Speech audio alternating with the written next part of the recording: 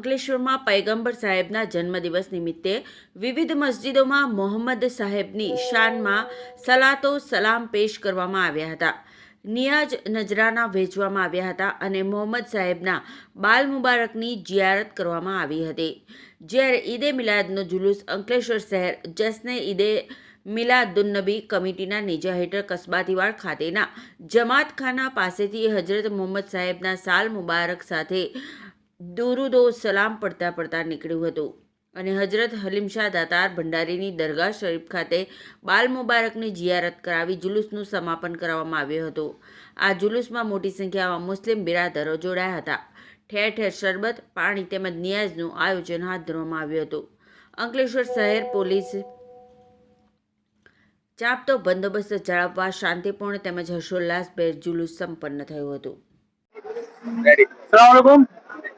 आज हमारे बहुत खुशी का दिन है.